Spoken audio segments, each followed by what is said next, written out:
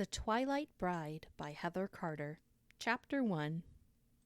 The warm evening breeze slipped over my wings as I flew toward the sacred pool. I had to hurry, or I would never hear the end of how I snubbed my own cousin on her big night. Over the fields full of brilliant beds of glowing wildflowers, along the river that sang as it flowed, and into the towering grove of ancient green trees with branches large enough to build homes on. I knew the route well. The luminous blue pool lay deep in the darker parts of the grove, under a natural dome of vines and leaves that let in just enough moonlight to feed the brilliance of the waters while protecting it from dark creatures. Once I landed on the soft moss outside the dome, I joined the witnesses flowing inside. Everyone bubbled with excitement and wore their very best clothes, while I was still a mess after cleaning Lady Thumble's house all day. I felt their odd glances, but smiled brightly in return. Embarrassment would have to wait until later. We all gathered around the pool, the strong thrum of its power in the air. I could feel it in my chest, the warm tingle. It had been nearly overwhelming when I was a child, but I had learned to tolerate it over the years. A familiar, gentle melody played in my head, winding with the ebb and flow of natural magic and emotion surrounding me. Smiling, I hummed in a barely audible voice as I took in the sights. People I had known my whole life nodded to me in greeting. Everyone brimmed with anticipation of the ceremony and the celebration to follow. The crowd grew quiet as the couple flew overhead and descended onto the dais set up on the shores of the glowing water. They were dressed in ceremonial robes of white fabric sashed with green vines. My cousin Calindra had a lovely crown of yellow blossoms.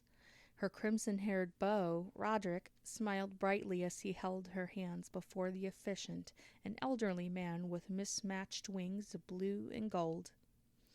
My heart warmed to see the way Roderick looked at Calindra. I had no siblings, and she was my only female cousin, so she was the closest thing to a sister I had ever had. Not that we were terribly close anymore, but I liked to think of her that way. We had the same flaxen curls and light blue eyes, and we were roughly matched in height. Her wings were silvery purple, though, whereas mine were amber. She was the greater beauty by far, but knowing that she had found love gave me hope that one day I might be able to do the same. As the officiant read the marriage text from the ancient tome of common spells and rituals, I scarcely heard a word. My thoughts dragged me away again. I had stood through many of these ceremonies, watching lovely couples smile and make eyes at each other. It was the atmosphere that I loved the most. Now that it was Calindra's turn, it felt even more special. I imagined what it would be like to be an aunt-like figure to their future children. Something dropped onto my hair. I picked out a small twig and flicked it away. But soon another one fell. Confused, I looked upward just as the leaves above shivered. More debris rained down and murmurs arose around me. The whole dome started shaking. Everyone started to panic. Some ran outside only to scream and run back in. I remained rooted to the spot as my pulse raced like 1,000 dragonfly wings. My attention whipped to Calindra, who was wrapped in Roderick's arms, her eyes wide with fright. The officiant called out and attempted to calm everyone, but his voice was caught away in the din. Cracking overhead sent people scattering toward the perimeter of the dome. Several holes appeared in the ceiling, rimmed with glowing red. A moment later, figures descended through them. I gasped and clutched my chest.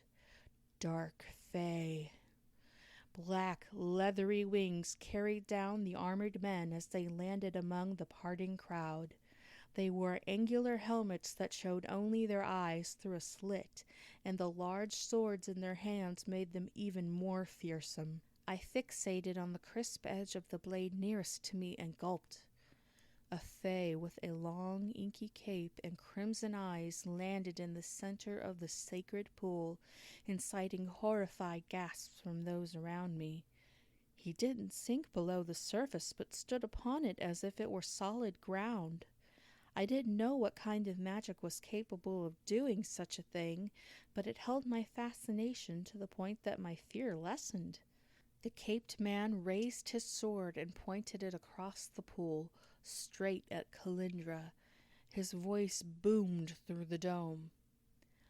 I have come to collect my payment, as was promised and prophesied to my grandfather by Gorley of Melundrel 100 years ago to this day. My eyes grew wide. Gorley was our grandfather, long deceased. What sort of payment could he possibly owe a dark fae? No respectable fae from Melundrel would ever have dealings with them. Our people knew legends of their bloodthirst and forbidden magic. Roderick scowled. There must be some mistake. We are indebted to no one. I was speaking to your woman. There was a sneer in the man's voice. And a debt is a debt, even a generational one. And believe me, Gorley has an account to be settled. Kalindra poked her head up from Roderick's chest and shook her head. Please, we haven't much gold, but we'll give you what we have. Just don't hurt anyone. Gold? I have no need of gold.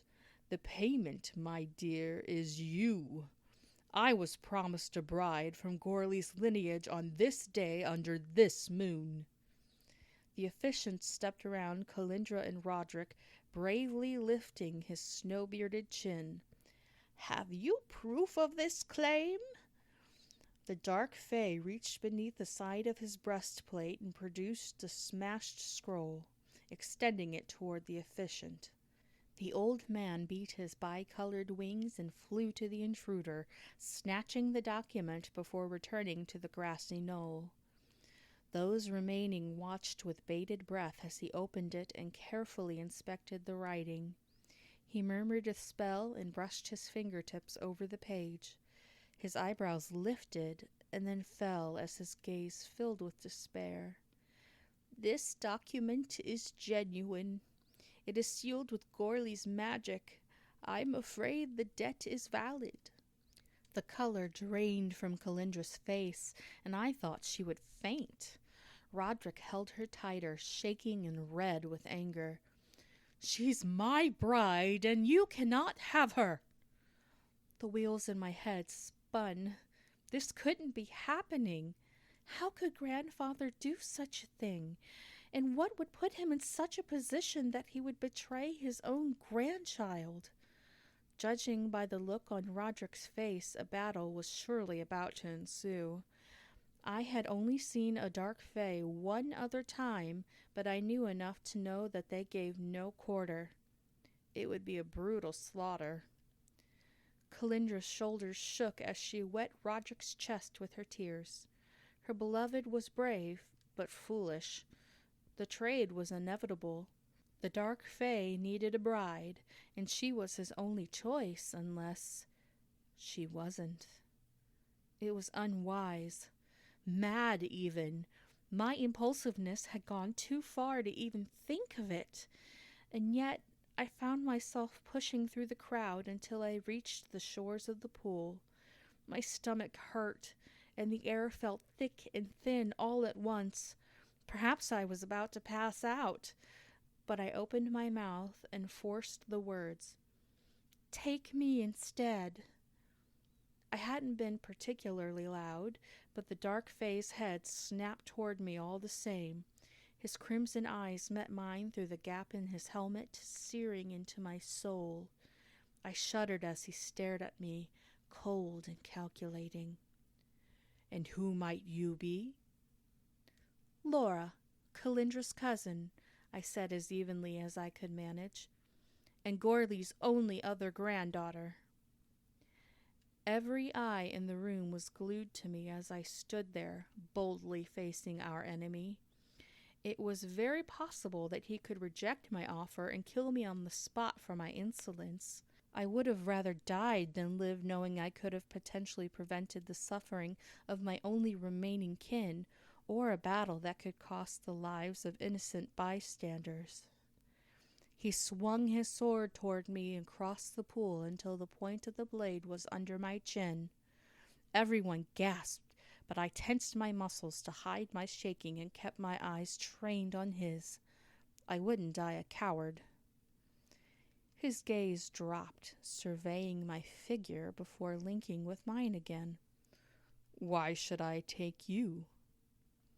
My parents are dead and I am unattached. I have nothing to lose. It was a painful truth to admit, but one I hoped would be enough to convince him to show a shred of mercy toward my cousin.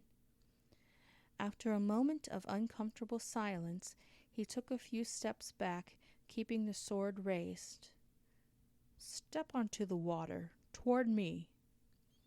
I stared at him, confused. But I'll sink. Do it now, he said forcefully. With a nervous sigh, I stepped forward, prepared to drop below the surface and prove my point. To my shock, the soles of my shoes met the water as if it were glass. Horrified cries arose from the witnesses as I gaped at my feet. I looked up at the man, who watched me steadily. How? Keep walking.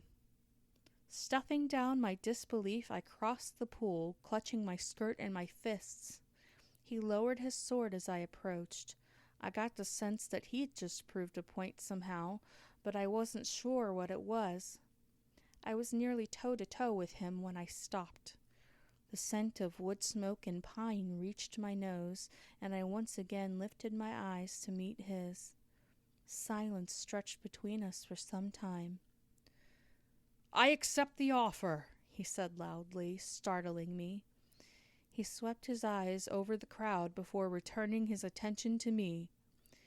Do you vow, before this crowd of witnesses, to be my wife from this day forward until death should part us? My jaw dropped.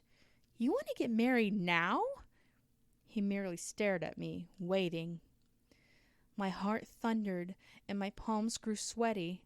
I wiped them off on my dress and glanced at Kalindra, who pleaded with me with large, teary eyes. Everyone was terrified, and I'd come too far to back out now. Taking a deep breath, I nodded. Yes, I vow it. His voice was clear and strong. I vow to be your husband from this day forward until death should part us. He looked up and addressed the crowd. The debt is paid. Suddenly his arm wrapped around my waist like a vice, and his massive wings unfurled. With a mighty beat, we shot off through the hole in the ceiling, sailing through it effortlessly into the night air.